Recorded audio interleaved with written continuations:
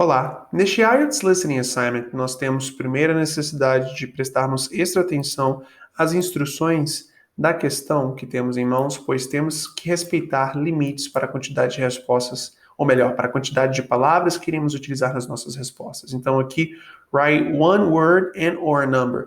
Aqui, inclusive, você então tem uma quantidade não tão comum de fato, palavras utilizadas às suas respostas. Normalmente, via de regra, questões listening possuem 2 ou até mesmo 3 palavras que são permitidas, mas aqui em particular temos que ser bem específicos, sempre utilizando ou uma palavra ou um número. Lembrando que, é óbvio que aqui você não vai ter isso, mas tecnicamente até um artigo indefinido como a ou an, mas principalmente o a, que é literalmente uma letra, é considerada uma palavra.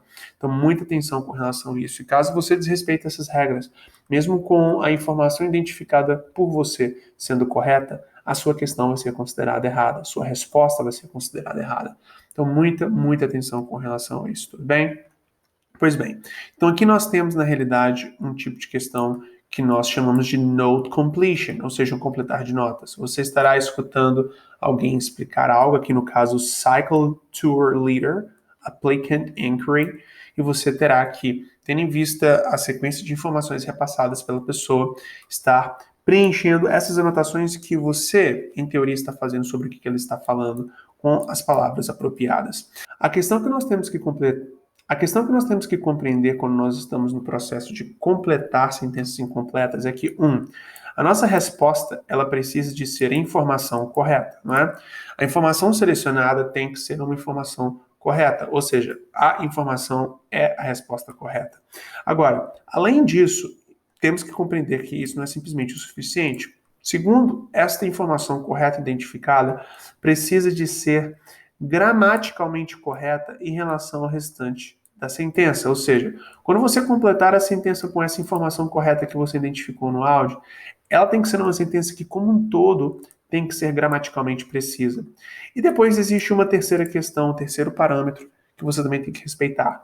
Depois que você tem uma sentença que é completada com a informação correta e a sentença como um todo é gramaticalmente precisa, o que você tem aqui é a necessidade de ter uma precisão semântica, ou seja, a ideia repassada por essa sentença gramaticalmente correta e em termos de informação também correta precisa fazer sentido. Precisa de ser uma sentença que tenha lógica. Caso você tenha qualquer um desses 3 elementos faltando, a sua resposta ela está errada, mesmo se inclusive a própria informação identificada por você a priori tenha sido correta. Tudo bem? E óbvio, não podemos esquecer mais uma vez que tudo isso tem que acontecer respeitando as regras de utilização de, aqui no caso dessa questão, uma palavra ou um número. Tudo bem?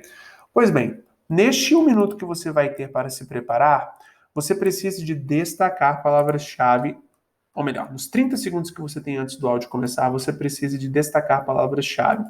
Essas palavras-chave definem com exatidão o contexto que você, na realidade, precisa de prestar atenção quando o áudio estiver tocando, pois você escutará muito blá, blá, blá, blá, blá, e uma boa parte do que é dito não é coberto pelas questões, é isso que nós, na realidade, denominamos de gap, e do nada vem a parte que de fato abrange a informação que as questões abrangem, por consequência, logo depois a resposta vem. E como você sabe que o áudio chegou à parte que você tem questões? Pois bem, você faz isso destacando palavras-chave.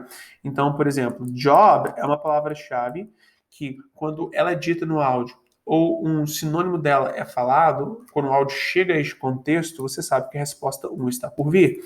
Igualmente, will soon start work as a. Pois bem, as é uma palavra-chave porque ela define o contexto. As é utilizado para indicar função, ou seja, vai começar o trabalho em breve como um. Pois bem, palavra-chave é uma as aqui neste caso.